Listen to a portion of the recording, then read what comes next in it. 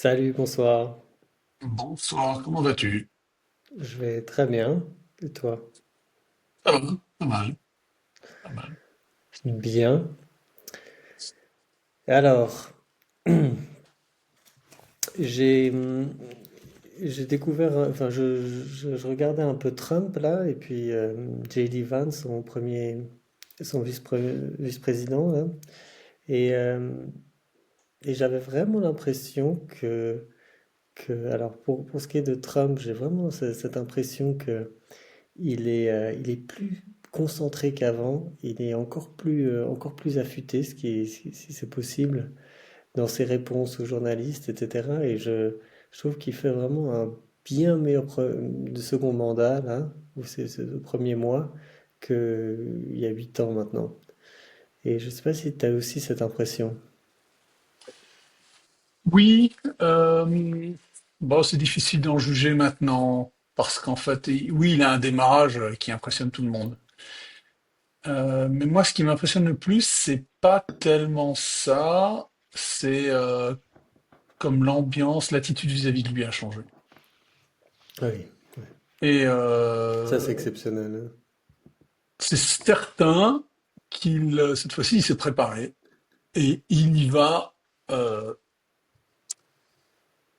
il y va pas de main morte, enfin, il y va de façon décisive, Mhm. enfin decisive, comme on dit en anglais, c'est-à-dire décidé plutôt. Il est décidé, c'est-à-dire qu'il y va franchement, quoi.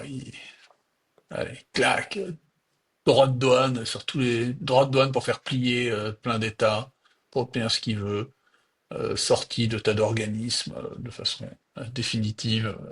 Euh, Surtout l'histoire du DEI, là, la Diversity, fermeture de tous les Equality and programmes de Inclusion. diversité, inclusion, équité, là. Euh, oui, il y va de façon. Et puis plus fondamentalement, en fait, il a décidé visiblement de changer l'ordre, des choses, pas l'ordre mondial qui change tout le temps et qui peut changer sans lui, mais euh, de changer définitivement, enfin de façon radicale, la position des États-Unis dans le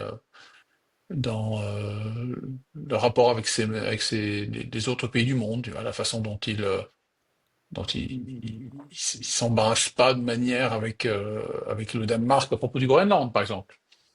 La manière Oui, dont il balaye d'un revers de main ses alliés de l'OTAN. En fait, en fait, il n'en a pas besoin. C'est ça, en fait, il n'a pas besoin de tous il a pas besoin des pays européens qui sont des nains militaires pris un par un, qui savent oui. pas, qui peuvent pas se coordonner de toute manière, et ça n'aurait pas de sens, je pense, hein. Je suis absolument opposé à des idées d'armée européenne, parce que Mhm. pour avoir une armée, il faut avoir des citoyens. Enfin, c'est la leçon du 18e, enfin du 19e siècle, enfin de la Révolution française en particulier, puis ensuite du reste. Alors ça commet d'énormes crimes, mais voilà, il faut avoir un peuple pour avoir une armée, parce que sinon les soldats, ils ont pas tellement de sens. Bon, les soldats, ils se battent toujours pour leurs copains, hein. Ils se battent pas pour la nation, ils se battent pour leurs copains. Oui, oui. Mais J'avais pas réfléchi à ça, oui. ah oui, oui, oui, mais c'est des témoignages de la Première Guerre, Seconde Guerre mondiale, hein. Band of Brothers, hein, c'est exactement ça, hein. Oui, Enfin, c'est ça qui est filmé. Et puis dans tous les films ou dans tous les récits de guerre totale, les gens se battent pour leurs camarades qui sont à côté d'eux, hein, pas même pas ceux de la pas les compagnie, amis d'autres de... compagnies du Oui, régiment, hein. oui. Et après la Première Guerre mondiale aussi, il y a cette la solidarité des tranchées, c'est entre copains, c'est pas ou avec son officier ou son sous-officier, mais Mhm. c'est pas la nation, ça c'est trop long. Bon bref, revenons à Trump. Euh, et puis en fait, il prend acte aussi des échecs de la politique étrangère des États-Unis depuis 30 ou 40 ans. C'est-à-dire, les États-Unis se sont trompés considérablement, ils ont eu raison à certains endroits, mais ils se sont trompés considérablement, et le plus récemment c'était évidemment l'Afghanistan et l'Irak. On a reproché, l'opinion occidentale en dehors des États-Unis, ou même au sein des États-Unis, n'a pas cessé de reprocher aux Américains leur interventionnisme, leur impérialisme. Bah là, Trump, il dit, bah, écoutez, c'est pas grave, hein, je vais arrêter de faire de l'interventionnisme, je vais Mhm. juste défendre, seulement défendre les intérêts de mon pays, de ma nation, de mon État. Enfin, Et plus, donc, plus le Groenland, le golfe ouais, c'est ça, des États d'Amérique. je m'étends. Mhm. Pourquoi est-ce que le Groenland a plus de légitimité à être entre les mains d'un Européen que d'un Canadien, d'un Canadien, d'un Américain? C'est beaucoup plus proche des États-Unis Du Danemark. que du Danemark. Bon, c'était les îles Féroé, c'est peut-être plus près, mais enfin bon, les îles Féroé, elles sont quasiment indépendantes. Euh, c'est absurde cette revendication et puis j'ai la même position. Attention moi, hein, j'ai la même position vis-à-vis de la Nouvelle-Calédonie, Oui, de la Guadeloupe ou de la Guyane. Hein, c'est des pays dont, enfin, ce sont des colonies françaises. C'est pas la France, ce sont des colonies françaises. Alors il faut les traiter comme telles. C'est-à-dire qu'on peut s'en débarrasser. Ce n'est pas essentiel à la nation française. Et donc, oui, oui, ben, Trump, enfin, la politique étrangère de Trump, par exemple, son attitude en ce moment là vis-à-vis de l'USAID, USAID, donc l'agence du développement américaine, qu'il est en train de tronçonner, de ah oui, supprimer, parce qu'il se rend compte c'est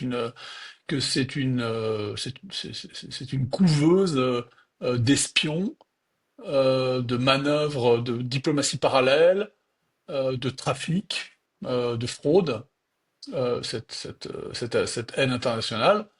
Et là, enfin, Musk sur Twitter s'en donne à cœur joie. Il cite en ce moment tout le temps des notes de la communauté qui sont plus ou moins justifiées. Tous les abus qu'il y avait dans l'aide au développement américaine, l'agence USAID. Euh, sur les droits de douane, je suis assez partagé en fait, parce que lorsque tu mets des droits de douane, tu finis toujours par renchérir le coût des biens pour tes citoyens. Hein. Si tu mets des oui. droits de douane à tes frontières, les prix Ça se retourne contre ce eux. sont tes citoyens qui vont payer les droits de douane. C'est pas le pays exportateur, pardon. Ce sont Mhm. tes citoyens. Mais j'ai l'impression que Trump veut refaire comme au 19e siècle, c'est-à-dire qu'il veut remplacer, en fait, il veut substituer un impôt par un autre. Hein, il parlait de supprimer l'impôt sur le revenu aux États-Unis, ce qu'est un impôt fédéral, pour le remplacer par des droits de douane, ce qui était le cas au 19e siècle. Hein. Au 19e Ah siècle, oui. l'État fédéral était beaucoup plus petit, mais les droits de douane américains composaient la moitié des revenus de l'État fédéral américain, du budget fédéral. Ah oui, quand Donc même. ça, bon, on pourrait Et substituer un ensuite, impôt par un autre. tu sais à peu près à combien s'élève l'impôt sur le revenu fédéral? Enfin, en pourcentage du revenu, enfin, comment est-ce que c'est Je vais te calculé dire ça plus tout ou de moins? suite. Euh, je dirais 10 à 12%. Mais j'imagine qu'il est progressif. Hein. Mhm. Euh, Quel est le taux de l'impôt fédéral sur le revenu?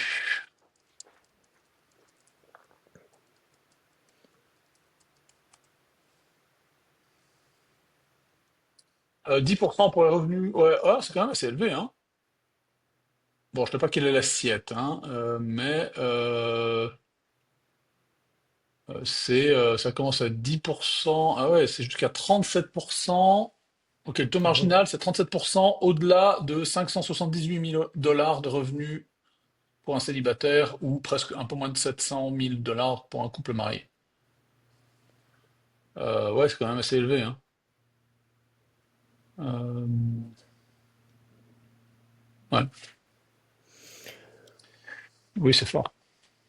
Oui, parce que justement, en fait, je pensais à ça aussi dans le contexte de ou la FATCA, là, l'espèce de système qui, même pour un Américain vivant à l'étranger, payant ses impôts, enfin, résidant à l'étranger, il doit quand même payer la différence aux États-Unis. Et je me demandais, en fait, dans quelle mesure il y avait, À entre mon guillemets, avis, il paye un rarement. risque.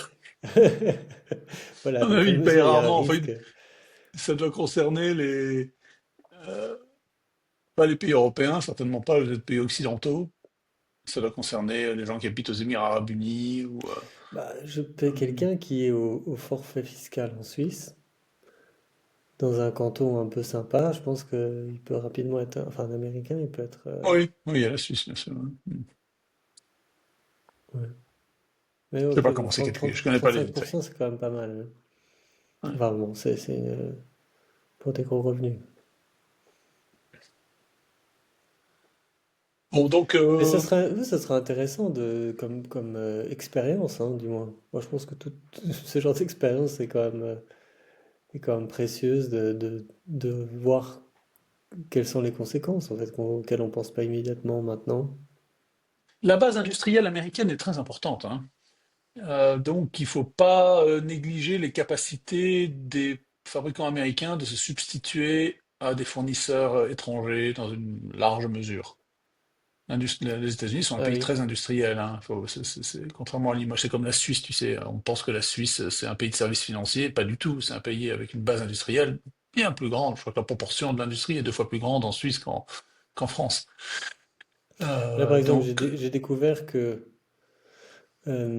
parmi les grands fabricants de patins à glace, alors c'est marginal, mais il y en avait un qui était suisse. Alors, ils produisent très peu en Suisse, de même que les Canadiens ne produisent pas beaucoup au Canada, hmm, hmm. mais ils ont quand même une base, et puis il y a certains modèles un peu spéciaux qui continuent de produire en Suisse. Donc, ils ont quand même un certain savoir-faire, même pour un truc aussi niche que ça, c'est étonnant.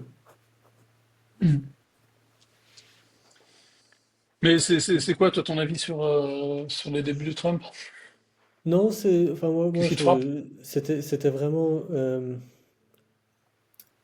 c'est peut-être en fait une combinaison. Donc qui m'avait frappé le plus, c'était ce côté très tranchant, mais à la fois, c'est- je trouve qu'on est moins dans les déclarations à l'emporte-pièce qui font un peu rigoler. C'est tranchant, mais c'est en fait juste en fait. Ça remet les choses en place et puis comme de l'autre côté, comme tu soulignais, l'opinion a changé. Mais en fait, il y a moins de critiques et les gens se disent, bah oui, en effet. Donc là, ce que j'avais vu aujourd'hui, c'est la conférence de presse où il parlait d'enlever les règles de diversité dans l'organisation américaine de l'aviation parce Ah oui, que il y a eu ils cet avaient, accident, là, qui est soupçonné. parce que en fait, ils se sont aperçus que en 2024, il y a une hausse de 50 ou 60% des incidents mineurs, mais bon, ça reste quand même des avions qui manquent de se toucher les uns des autres. Et simultanément, ils ont observé qu'en fait, ils avaient complètement secoué la manière dont étaient faits les examens pour recruter les contrôleurs aériens, et qu'en fait, pour simplifier, ils ont favorisé des gens qui étaient moins compétents au nom de la diversité. Et donc, Trump n'hésitait pas à dire tout de suite, mais enfin, il avait aucun scrupule en fait à remettre en place des règles simples pour recruter les meilleurs et être plus strict. Et donc, à nouveau, c'était quelque chose qu'on parlait de bon sens depuis quelques semaines, toi et moi, et lui-même, Trump, dans sa réplique, utilisait cette expression en disant à la journaliste l'interrompait ou qui essaie de le mettre dans une situation désagréable de dire qu'il était raciste ou je sais pas quoi, de dire bah écoutez, c'est du bon sens et moi simplement le bon sens j'en ai plus que la moyenne des gens. Tu m'as calmé et voilà c'est ça qui me frappe. Mais comme tu dis c'est trop tôt et puis c'est une impression vague, hein. Quelles seront les conséquences pour les Américains au quotidien? Ça sera Moi, encore à je pense déterminer. aux obstacles, je pense aux multiples obstacles institutionnels et contre-pouvoirs qui existent aux États-Unis, hein, que ce soit les États, déjà, la Oui, constitution fédérale du pays, donc les pouvoirs qu'ont les États, également les contre-pouvoirs fédéraux. Bon, il a l'air de vouloir mettre au pas des tas d'agences qui lui mettaient des bâtons dans les roues. oui. Donc ça, il a bien raison. Il a la Cour suprême, bon, enfin, en tout cas politiquement, juridiquement, je sais pas, mais politiquement pour lui. Euh, Ce qui est très impressionnant et qui produit déjà ses effets, c'est le ICMA. tu sais, ICE, là, Ah, cet le organisme, contrôle aux frontières. ouais, surtout le renvoi des étrangers illégaux. Oui, Et ça, il paraît, enfin, je ne sais pas si c'est vrai, mais je disais tout à l'heure que les entrées à la frontière mexicaine ont baissé de 98% depuis qu'il a fait ça. Et ça, on pouvait s'y attendre, en fait, que ces mesures, et ces mesures qui sont spectaculaires, elles, et très médiatiques, tu sais, on voit les agents qui emmènent des mecs, oui.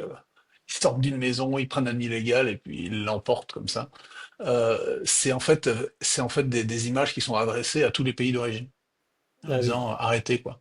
Arrêtez, ne tentez pas, on n'hésitera pas.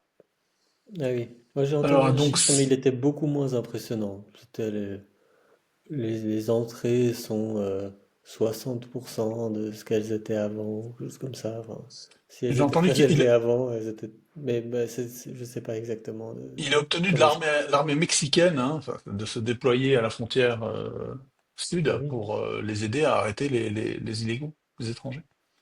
T'imagines à Calais, dans le Pas-de-Calais, là, tous les bateaux qui partent, en ce moment c'est la ouais. basse saison, mais il y a des bateaux qui partent pour l'Angleterre. Si l'Angleterre obtenait de la France de déployer. Mais c'est ça, en Bon, il y fait, a peut-être ça résume un peu ce que l'impression que j'ai, c'est que il y a 8 ans, ils nous bassinaient entre guillemets avec l'histoire de je vais construire un mur et c'est le Mexique qui va payer pour le mur. Tu te souviens de cette expression qui ouais, est répétée ad nauseam?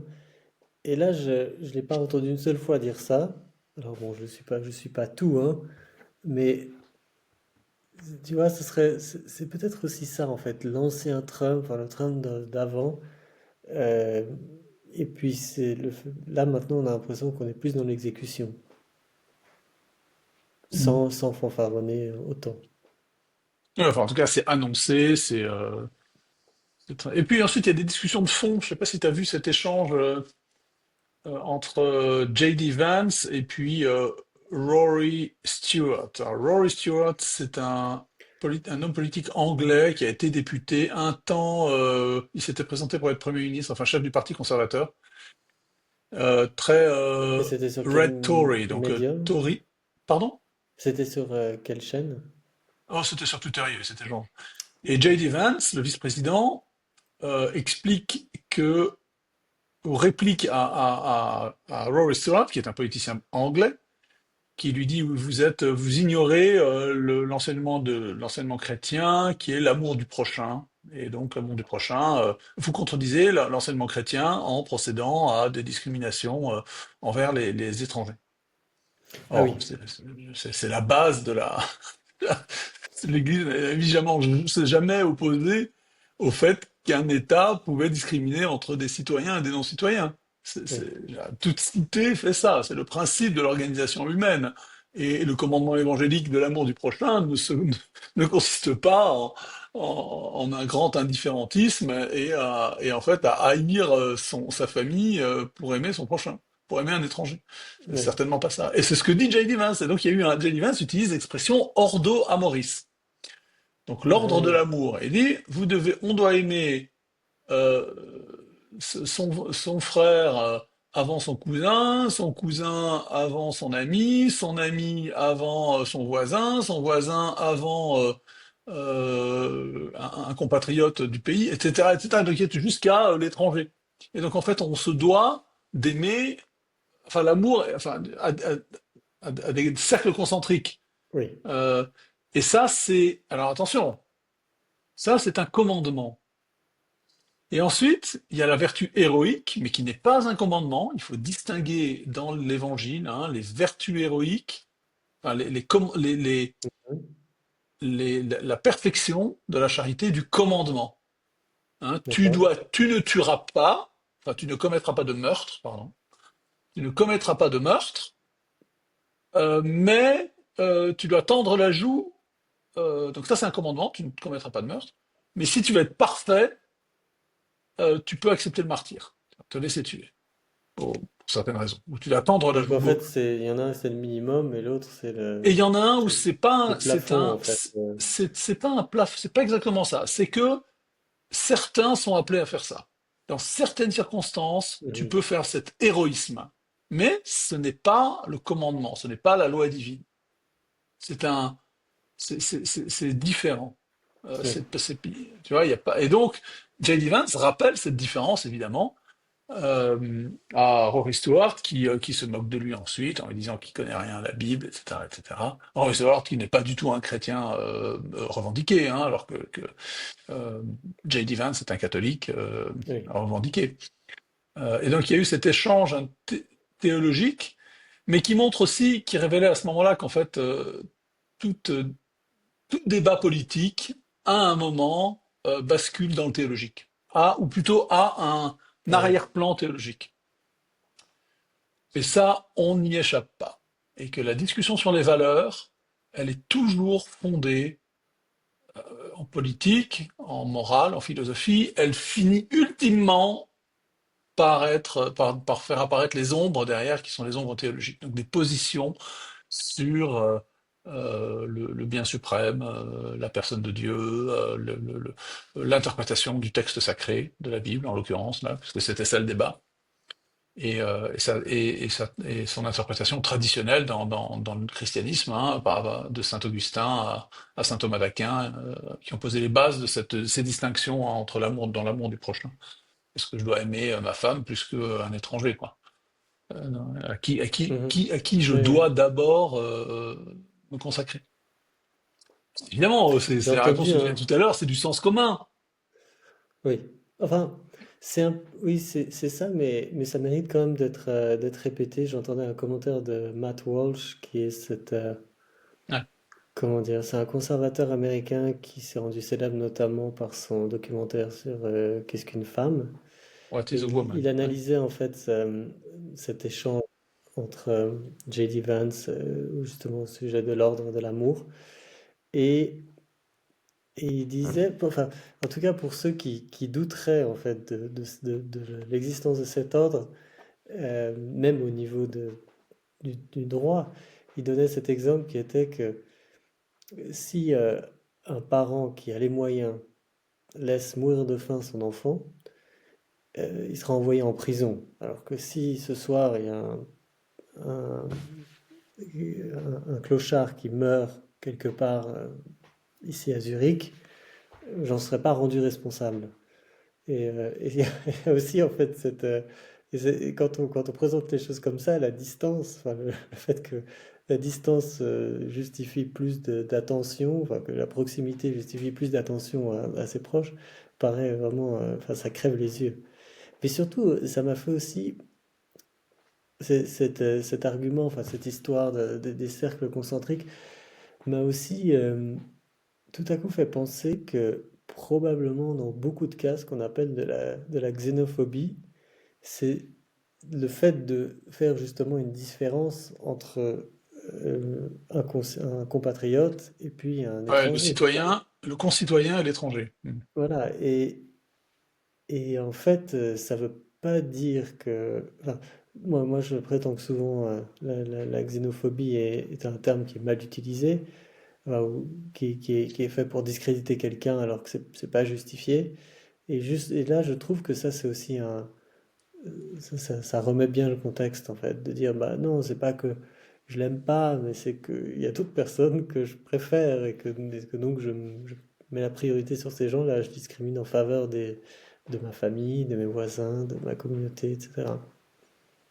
Et je trouvais ça assez Il y fort. a, il y a une espèce de schéma, alors je sais pas d'où il vient, je sais pas si tu l'as déjà vu passer. Tu vois donc sur un fond de cercle concentrique, tu as ensuite un halo de points de couleur. Plus c'est rouge, plus c'est dense, et plus c'est jaune, Mhm. moins c'est dense, hein, comme la chaleur en fait, comme un halo de chaleur.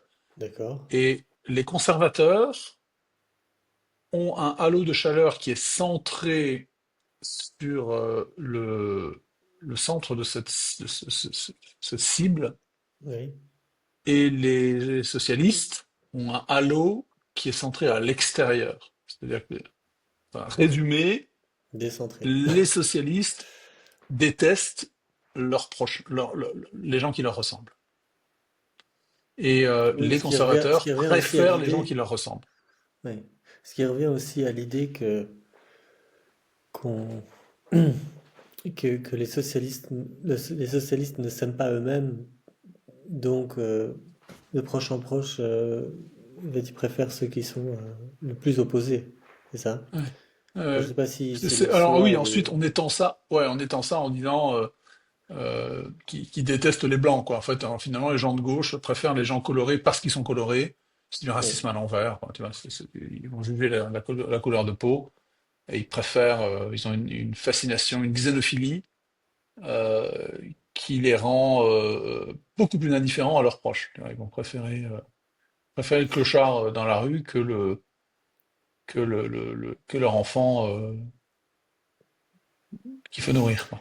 Mais il y a le germe de ça, de cette manière d'orienter ses préférences, et je trouve très profondément ancré dans presque toute la population, même les gens qui seraient conservateurs. C'est ce que j'appelle l'exotisme, en fait, le fait de toujours vouloir aller, je sais pas, admettons qu'il y ait une station de ski juste à côté de chez moi, je vais être plus tenté d'aller à celle qui est un peu plus loin. Tiens, finalement, est-ce que le ski c'est bien dans les Dolomites, alors que tu vois, c'est complètement de l'autre côté des Alpes, ce serait quand même assez sympa, ou alors peut-être, je sais pas, ce qui est dans les montagnes rocheuses d'Amérique, ça doit être sympa, et puis pareil pour l'exotisme dans la cuisine, évidemment.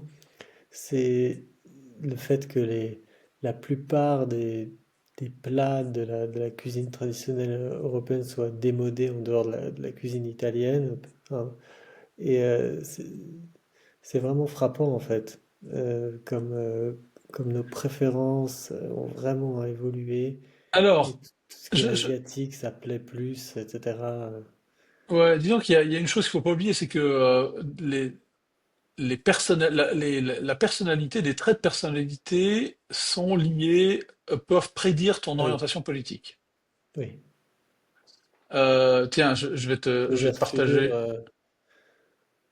Attends, je vais te partager l'image là dont je parlais tout à l'heure. Attends, comment est-ce qu'on fait? Share screen.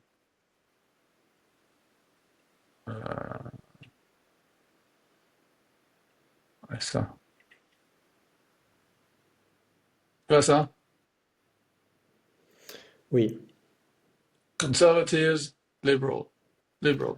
Hein, Ah oui, les je vois. gens de droite, gens de gauche, tu vois. Et Et, alors je sais pas, je sais plus d'où vient ce truc-là, mais ça c'est une image que je vois tout le temps passer sur. et en fait, non, j'avais jamais vu. Et Tu vois, alors, le centre de la cible, c'est c'était soi-même, chez c'est toi, ça? c'était proche, c'est Ouais. toi.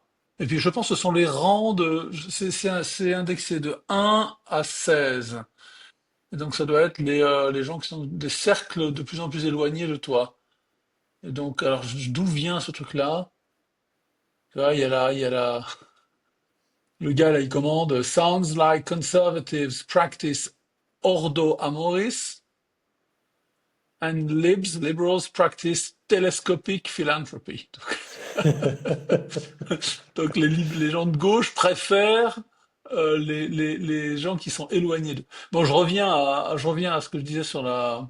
Comment est-ce que j'arrête le partage? Stop. Euh, les gens de gauche sont en général des gens qui sont beaucoup plus ouverts de personnalité, un tempérament Mhm. beaucoup plus ouvert et donc créatifs aussi. C'est pour ça que souvent les artistes sont de gauche parce qu'ils sont. Mais bon, moi je suis très ouvert en personnalité, très très ouvert, mais je pense pas que je sois de gauche. Donc c'est C'est un bon prédicteur, mais c'est pas suffisant. c'est pas Et donc suffisant. forcément, les gens qui sont très ouverts vont être beaucoup plus intéressés par les choses qui sont nouvelles, éloignées d'eux, Oui, différentes, étrangères. Donc vont s'intéresser, ils vont aller, entre autres, hein, mais donc c'est pas, j'ai énuméré ça, plusieurs caractéristiques. C'est pas forcément étranger, ça peut être nouveau. Et donc ils oui. vont vouloir tester des nouvelles choses, dont la cuisine par exemple. Bon, c'est pas, c'est, disons que les traits de personnalité, les gens très ouverts, ça a toujours existé. Et quand il y avait il ne cherche pas forcément la cuisine indienne ou éthiopienne. Mais bon, ça va s'exprimer au sens. Donc aujourd'hui, c'est beaucoup plus accessible, hein, grâce au commerce international, aux approvisionnements de nourriture.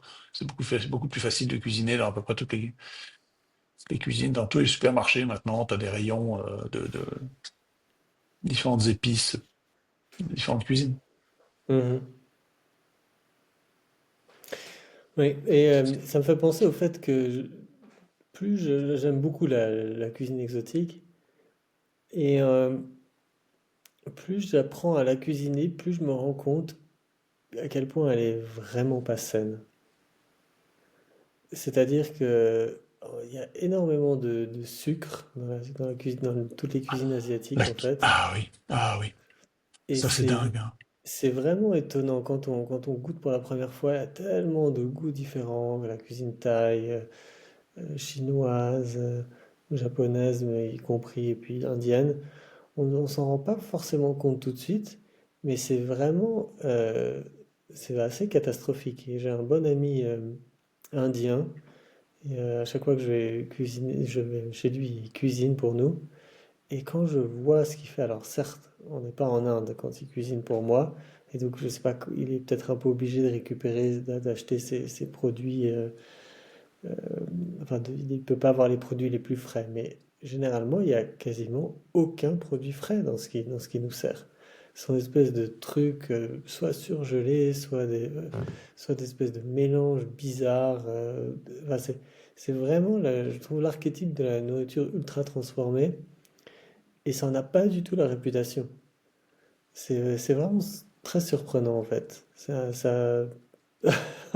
C'est presque une espèce de discrimination positive où parce que c'est étranger, en fait, on regarde moins la composition, comment c'est fait. C'est, c'est vraiment frappant. Enfin, je trouve finalement que notre cuisine à nous a des compositions un peu plus simples ou un peu plus rapprochées pour moi de la nature, en fait, des choses très simples. T'as Je sais déjà pas si vu tu avais ces déjà... t'as déjà vu ces vidéos de cuisine de rue en Inde? Ouais. Ah, pas beaucoup, mais c'est hallucinant. Ouais. Oh là là là là. C'est affreux. L'hygiène est horrible. Horrible. Mais bon, ces cuisines presque qui mettent beaucoup de sucre. C'est la cuisine chinoise, la cuisine thaï. J'imagine que la cuisine vietnamienne doit l'être aussi, cuisine indienne. Mais Japonaise. japonaise. Le riz à sushi, c'est du riz sucré. La Ouais. sauce teriyaki, c'est une sauce sucrée. Alors, Ouais. toutes les bases, les yakitori, c'est extrêmement sucré.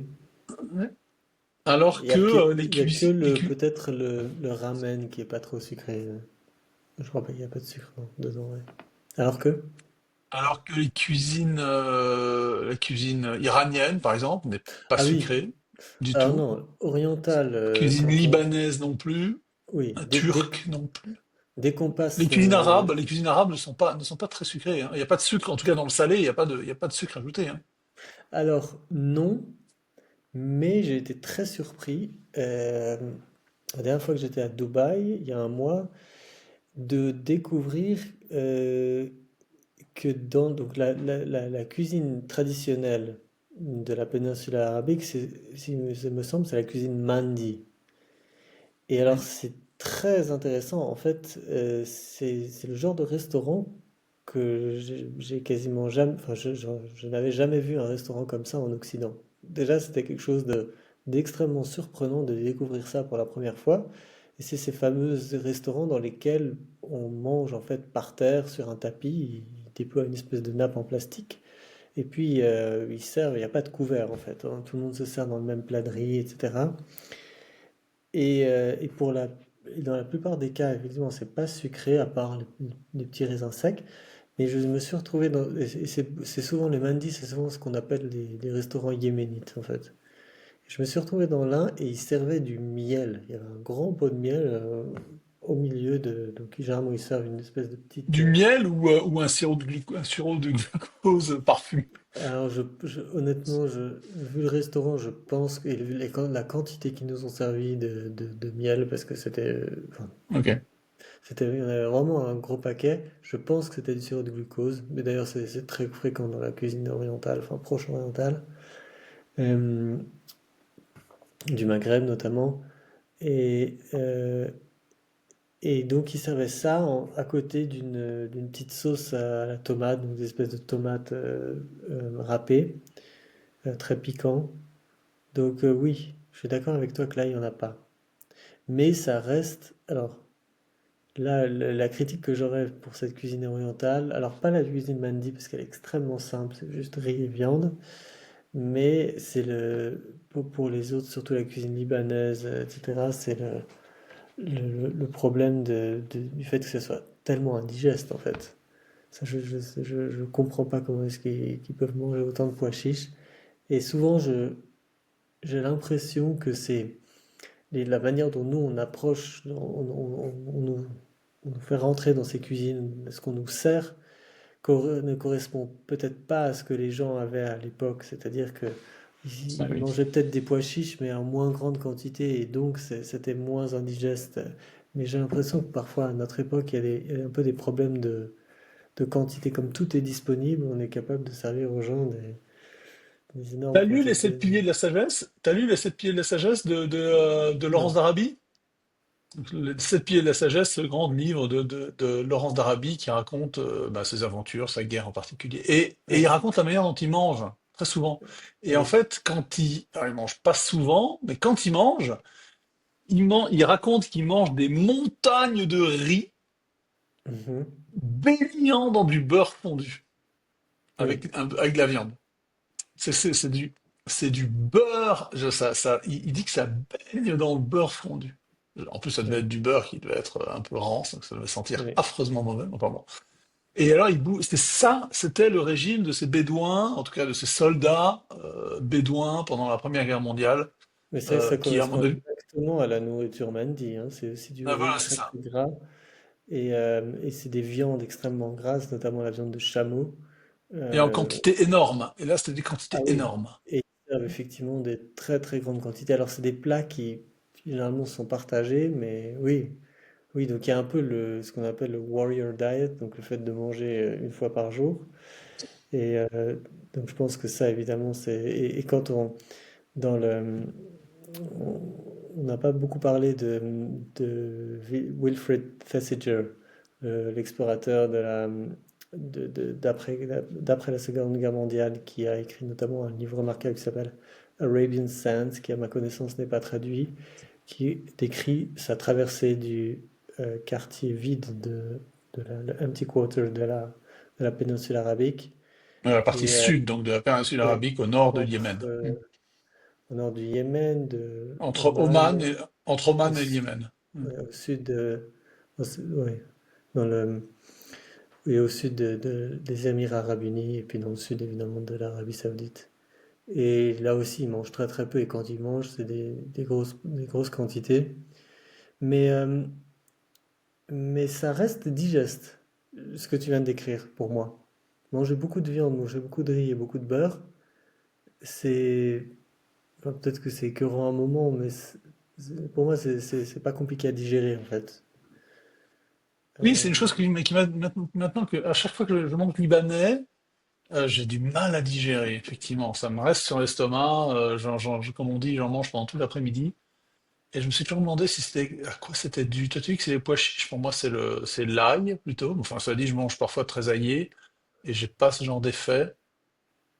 C'est vrai que mais en fait, la cuisine la- libanaise qui a l'air saine comme ça, en fait, elle est difficile à digérer, quoi. C'est les tomates crues, les concombres. Non, c'est pas ça. non, non, enfin pour moi, c'est essentiellement Les le- pois chiches. les pois chiches, mais de façon générale, en fait, tous les haricots secs, les pois cassés, etc. Enfin, tous ces aliments, pour moi, pour la plupart des gens, font très vite mal au ventre. Et il faut en fait en manger en petite quantité ou alors j'ai lu des choses à l'époque où ils prétendaient que si on, comme c'est des choses qu'on a tendance à manger relativement peu, si on en mangeait plus régulièrement, notre estomac s'habituerait. Mais je pense que pour la plupart des gens, ça a toujours été un peu des substituts de viande. Et donc, euh, et donc en fait, ils en mangeaient plutôt en période de disette ou en période difficile. Mais s'ils avaient le choix, je pense qu'ils mangeaient quelque chose de plus digeste en fait. Et d'ailleurs, c'est un des plats favoris des végétariens, précisément parce que ils peuvent pas, enfin, ça imite un peu la viande en fait. Mais il n'empêche que, à mon sens, notre corps est pas adapté et notre système digestif est pas bien adapté pour ces aliments. Et donc, faut faire vraiment attention. Enfin, si on, on veut pas souffrir après. Donc, j'aurais tendance à dire ça. Mais oui, t'as tout à fait raison pour revenir sur la distinction entre la cuisine sucrée et non sucrée, que ça s'arrête effectivement plus ou moins à l'Iran. Oui. Mhm. Et pourtant, nos cuisines, mais bon, c'est peut-être quelque chose d'assez récent, nos cuisines occidentales mettent la part belle sur le dessert. Le dessert, c'est très important. Alors, Alors que oui, va enfin, commander un dessert en Iran, dans un restaurant iranien, tu vas avoir des brochettes délicieuses, du riz absolument succulent. Mais alors, les il y desserts, a c'est pas des, la peine, quoi, hein. il y a des confiseries, les baklava, les Ouais, mais choses tu comme les ça. manges pas. Oui, mais tu les manges pas à table Ouais, dans un. Enfin, ouais. le baklava, en fait, c'est assez limité, hein. C'est vraiment le Proche-Orient, hein. Mm. C'est de la Grèce à la Syrie. Euh, Alors, il y a comme une exception à ça, c'est la cuisine, en fait, la cuisine allemande et puis est-européenne, dans lesquelles il y a quand même pas mal de salades un peu sucrées. Euh, moi, je connais très bien la cuisine polonaise et il y a quand oui, même c'est vrai, il y a beaucoup de même sucre. Et des c'est, salades de hareng. oui, exactement. La cuisine scandinave est un peu sucrée. Ouais. La sauce. Et c'est eux notamment qui ont exporté le sucre un peu partout dans la cuisine américaine, telle qu'on la connaît aujourd'hui, avec beaucoup de Ouais, sauces un peu. la sauce gravlax, là, c'est cette sauce à la Oui, moutarde, au miel à l'aneth. le ketchup aussi, etc. Alors le ketchup a pris, moi j'ai déjà fait du ketchup, c'est pas censé être sucré, hein. Ah Tu oui, fais du ketchup toi-même? Non, non. Comme de même que la sauce barbecue. Ah non, la sauce barbecue elle est à base de ketchup. non, la sauce barbecue, Euh, ça c'est difficile de la faire sans sucre, avec de la le mélasse. ketchup, je Tu réfléchis, peux, tiens. en fait, je pense que tu peux le faire sans, mais pour des raisons de conservation, ils mettent du sucre et puis de la, du vinaigre. Je suppose que c'est comme ça que ça fonctionne aussi. Donc voilà, il y a un autre sujet dont je voulais te parler, parce que avec mes jeunes enfants, je redécouvre un peu tout le catalogue culturel pour les enfants. Et ça m'a vraiment... et donc, on a regardé par exemple la Mélodie du Bonheur et puis Mary Poppins, qui donc ont la même actrice, Julie Andrews, et dont la musique est très marquante. Et donc, finalement, on se retrouve à très souvent écouter la musique. Et une fois que j'ai terminé l'album sur mon application d'écoute en ligne, il me joue deux albums qui sont très intéressants pour l'un et pour l'autre. Parce que je crois que c'est les mêmes compositeurs qui ont fait les deux, plus ou moins. Ou non, pardon. Ceux qui ont fait Mary Poppins, ils ont aussi fait le livre de la jungle. Et en fait, ce sont deux frères, les frères Sherman. Et dans les années 90, ils ont fait pas un réenregistrement, mais en fait, on leur a donné le micro et on leur a demandé de raconter un peu des anecdotes sur la composition de ceci et cela. Et c'est vraiment très intéressant de voir le processus créatif chez Walt Disney comment est-ce qu'il travaillait euh, avec ses compositeurs, comment est-ce qu'il réinterprétait ses livres, etc. Et donc, ce qui est assez frappant, par exemple, c'est que apparemment, lorsque les deux ont été embauchés pour écrire la musique du livre de la jungle, qui est en fait très jazzy, hein, c'est Mm. les années 70. Il y a beaucoup de. Ça correspond pas du tout à l'univers en soi. Enfin, il y a quelques références un peu orientales dans la musique. En fait, Walt Disney était parfaitement conscient que les livres de la jungle de Rudyard Kipling étaient en fait des histoires assez tristes en fait. En anglais, il utilisait le terme de heavy et que c'était pas du tout la couleur qu'il voulait donner à ça. Il venait d'ailleurs de virer le compositeur précédent parce que justement il était trop dans l'œuvre elle-même et il essayait justement de rendre ça plus léger, etc. Ça m'a vraiment intéressé. Donc je conseille d'écouter leur témoignage.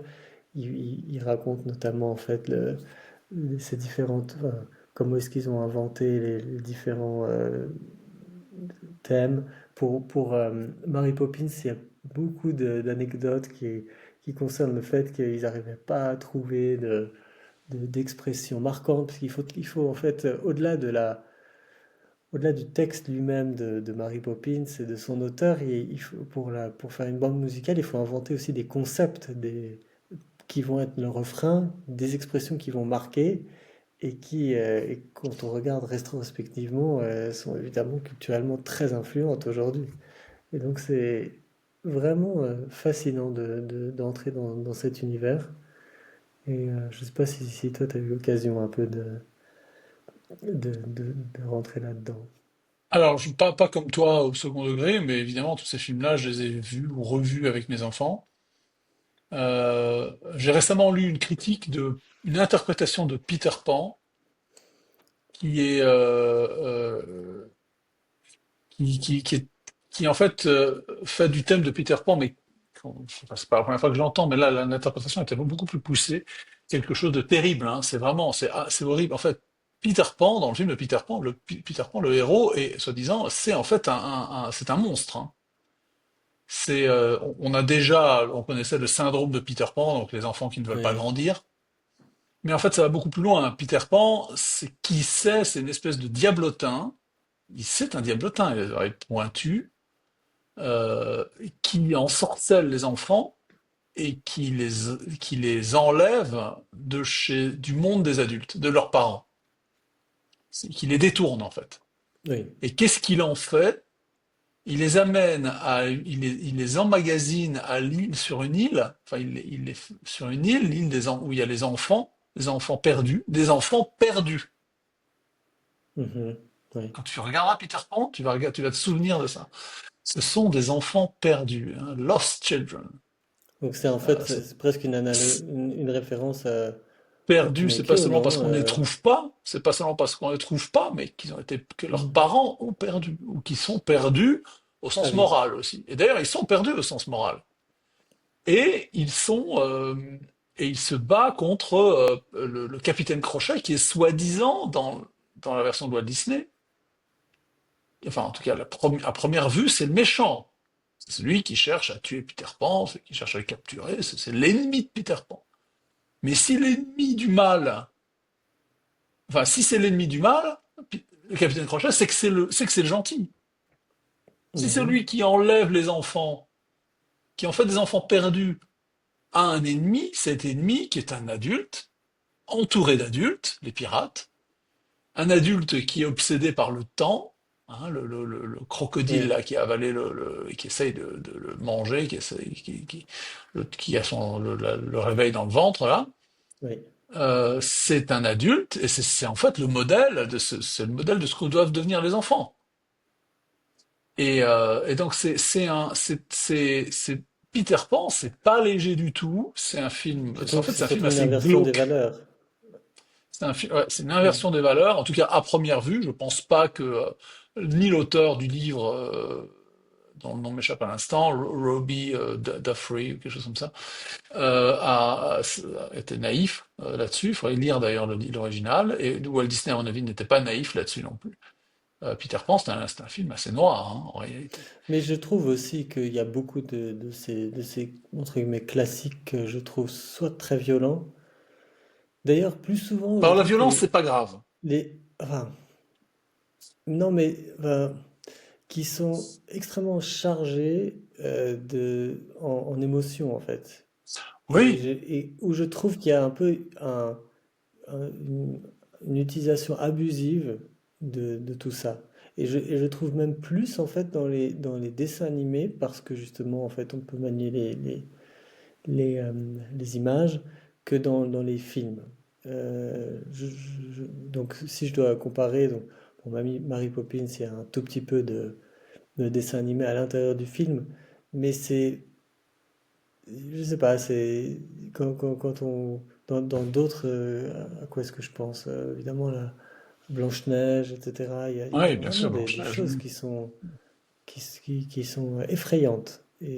Oui, mais la monstruosité, ça fait partie En fait, ce sont des archétypes, les monstres. Ce sont des thèmes ou des personnes ou des caractères qui sont poussés jusqu'au bout pour Ouais. qu'on les identifie bien comme un type. Tu as des types avec lesquels joue le conte.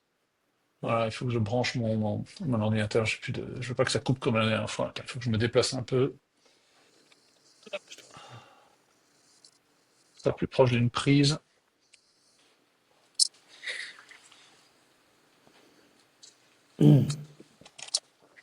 Donc mais à partir de quel âge en fait cette Mais monstruosité, très tu penses tôt, que très c'est? tôt. Tu sais, moi je Et toi, regarde. t'as des enfants qui font des cauchemars Non, suite au film, non. non? Et Et c'est quelque chose pourtant, qui mes m'intrigue aussi. petits, ils ont vu, je leur ai montré, enfin tous d'ailleurs, enfin les petits là en ce moment, les deux petits qui ont 7 et 9 ans, euh, et je leur montre, ils voient des James Bond, ils adorent. Les premiers, hein, pas les plus récents. Ouais. J'ai Pourtant, regardé Le Comte de Monte il y a des Cristo. scènes dans. C'est quoi? C'est dans Ouais, mais c'est celui, Bon baiser c'est. de Russie. Il y a une scène là dans un labyrinthe où c'est la scène d'entrée où t'as des épisodes. Écoute, Ouais, c'est assez. ça n'en fait pas Il y ils a ne un font pas de suspense. cauchemars. Ouais. Ils font pas de cauchemars. Ils sont pas. T'évoquais la violence des contes de fées, qui est Enfin, c'est parfois. pas la violence en soi, hein, c'est Non, mais la le manière mal dont et le ils sont. bien, ce que subit Non, les épreuves du héros. non, alors ça à la rigueur, mais c'est plutôt là je parle vraiment de détails. Le fait il y ait du mal et du bien dans l'histoire, et puis des personnages horribles, je comprends. Mais moi j'ai des souvenirs très très forts, justement quand je les revois, du fait que moi-même encore aujourd'hui, si certains me font peur. Par exemple, je redoute de regarder La Belle et la Bête, parce que, donc dans la version de Walt Disney, parce que je me souviens très très bien quand j'étais petit, la peur que ça, enfin, ça m'a vraiment fait tellement peur que j'ai pas vraiment envie de le revoir. Pour te dire en fait la quantité d'émotions qui m'ont été transmises par ça et qui aujourd'hui me font un peu reculer en fait. Et c'est pas, voilà, alors j'ai jamais été très, j'aime pas les films d'horreur et donc c'est peut-être aussi, il y a peut-être aussi un peu de ça, mais j'ai rien contre les films d'action. Et donc il y a vraiment, je trouve que beaucoup de pouvoir qui est dans ces films en fait. C'est ça que, même pour des adultes. Là, Oui. le bossu de Notre-Dame, alors ça c'est beaucoup plus moderne, Ah, c'est ça, je l'ai jamais vu. Jamais vu les ça. années 90. La musique qui est utilisée, il y a vraiment tous les artifices. En plus, ouais, il y a l'enfer, et c'est très comme c'est médiéval, il y a beaucoup de références aux démons, etc. C'est difficile aussi, hein, je trouve, comme univers. Et je me souviens très bien quand j'étais petit que je crois que je l'avais vu une fois, mais j'avais pas eu envie de le revoir, tu vois, pour cette raison. Et c'est pour ça que je me mets aussi un peu à la place des enfants pour ça, mais je sais pas exactement quelles sont les conséquences. Bon, il est très petit, ton aîné, hein. Plutôt Oui, encore oui, pour ce il a cela, non? presque 5 ans, oui. Oui, Et bon, il ne ça fait peut. pas de cauchemar, effectivement. Il y a Non. simplement, il y a une chose que j'essaie de faire, qui est un conseil de notre mère, c'est de la première fois qu'on regarde quelque chose de nouveau, de pas le laisser regarder seul, parce que Ah oui, justement, bien sûr, il faut ouais. être avec eux. Ouais, ouais, tout à fait. Il faut leur expliquer et leur dire. Moi, il y a un conseil que je donne, enfin je crois que c'est Jordan Peterson qui le donne, hein, c'est que quand tu es avec un enfant ou un adolescent qui regarde un film et qui commence à avoir peur, tu lui dis garde les yeux sur le héros. Ouais, je connaissais pas Regarde ça. le héros. Ouais. Accroche-toi au héros. C'est lui le centre, c'est lui la rédemption, Mhm. c'est lui qui va porter la rédemption, c'est lui qui va triompher. Ouais. Lorsque c'est un film qui n'est pas avec un anti-héros, évidemment. Alors, les films d'enfants sont rarement avec des anti-héros, à part peut-être Peter Pan. Oui. Mais bon. Ouais, justement, Euh, ouais. non, mais je regarde, tu sais, j'ai regardé Le Comte de Monte Cristo avec mes petits ce week-end. Mhm. La version, la dernière version là, qui est magnifique. Hein. Ils ont adoré, ils ont pas, y a pas eu de peur, pas eu de. Alors Ce moi, qu'ils font très souvent. j'ai un souvenir quand j'étais tout petit d'être allé avec toi voir Independence Day quand c'est sorti. Ah ouais? Et j'ai été mais terrorisé par ce film. Et je me souviens très, j'ai un souvenir très précis de cette soirée, du fait qu'on avait mangé ensuite une tarte au sucre. Et alors maintenant, tout c'est le goût de la tarte au sucre, les extraterrestres de Independence Day, tout ça est mélangé dans ma tête, dans mes souvenirs, mais c'est vraiment gravé profondément. Ça m'avait marqué, mais bon, c'est quand même, il y a quand même des choses un peu. Enfin, on montre pas tellement. Enfin, si, il y a cette scène où il ouvre le cockpit là, et puis il se bat un peu avec l'extraterrestre qui tout à coup se réveille. Ça, c'est assez. C'est inquiétant, mais on Je ne voit me pas, souviens pas. il n'y a pas tellement d'interaction avec les extraterrestres. C'est plus un film où il y a, pendant tout au long du film, il y a une tension. Donc, je t'ai interrompu, tu parlais de quelque chose d'autre. Ouais, je te recommande d'aller voir le biopic, comme on dit, donc le film biographique, Je l'ai biopic. le métrage, Mhm. comme dit l'autre, le métrage biographique sur Bob Dylan. D'accord. A Complete Unknown, c'est le titre en anglais, un parfait inconnu. C'est magnifique. Il faut aimer sa musique ou non? C'est pas grave. D'accord. Pas grave. Timothée Chalamet, qui est un acteur que je n'aime pas beaucoup parce que je trouve qu'il manque de- de- des aspects traditionnels de l'acteur hollywoodien. Enfin, c'est pas un acteur hollywoodien, c'est un anti-acteur. Il joue extraordinairement bien. Il chante, il joue la guitare, il joue le piano, et c'est fabuleux. Vraiment, t'oublies que c'est pas. Il est évidemment plus beau que Bob Dylan, hein, donc ça le rend Ouais. plus agréable. Euh, c'est un magnifique film. Alors c'est assez romancé. C'est tiré d'un roman, enfin c'est tiré d'un roman biographique. Enfin je crois que la relation qu'il a avec Joan Baez n'est pas exactement celle qui est décrite dans le film en réalité.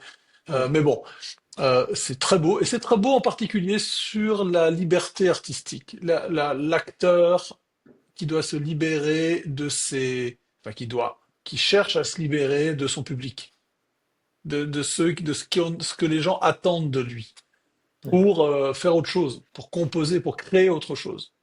C'est le sujet du film. En fait, ça couvre les 3, 4 premières années de la vie artistique de Dylan, Bob Dylan. Et puis, tu te remets à aimer la musique, hein. Franchement, hein, c'est la musique folk. Enfin, il était génial. Il est très bon, Bob Dylan. Très, très bon. C'est un très grand Mhm. musicien. Vraiment, on va le voir. Je te recommande vivement. Ma femme et mon fils aîné l'ont vu ce week-end en Angleterre. Et mon fils qui a 16 ans, qui évidemment ignore tout de Bob Dylan, était stupéfait Ouais. et par la musique, par le personnage, par le film, enfin voilà, par l'histoire.